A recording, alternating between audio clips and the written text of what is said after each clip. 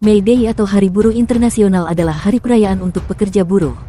Sejarahnya dapat ditelusuri kembali lebih dari 1,5 abad yang lalu.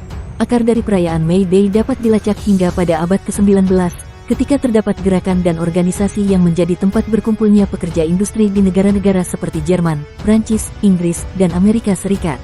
Pada waktu itu, para pekerja menuntut pengurangan jam kerja dari 12 sampai 15 jam sehari menjadi 8 jam. Manifesto Komunis yang ditulis oleh Karl Marx dan Friedrich pada tahun 1848 memiliki dampak yang luar biasa besar bagi para pekerja di berbagai negara yang merasakan efek dari industrialisasi. Kegagalan panen pada tahun 1840-an memicu gejolak anti-feodal yang meluas yang dikenal sebagai Revolusi 1848. Sebagai hasilnya, Asosiasi Buruh Internasional, yang dikenal sebagai Internasional Pertama, lahir pada tahun 1864 sebagai asosiasi yang memayungi semua organisasi sosialis dan komunis pada konferensi buruh di London. Setelah Internasional Pertama bubar pada tahun 1876 karena perpecahan ideologis, Internasional Kedua muncul pada tahun 1889 sebagai organisasi bersatu Partai Sosialis dan Buruh.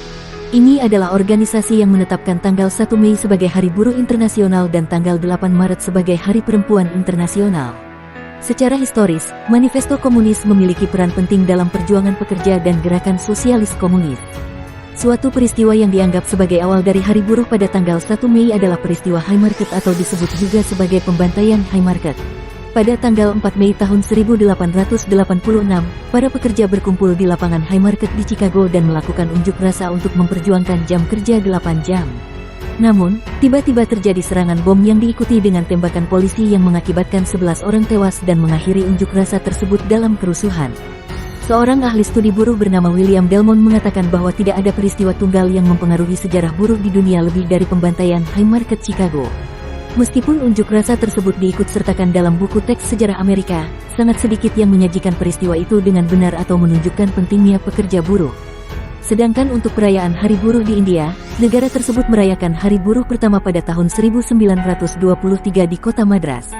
Pada saat pertemuan tersebut, diadopsi resolusi yang mendorong pemerintah Inggris untuk menetapkan tanggal 1 Mei sebagai Hari Buruh dan juga Hari Libur Nasional.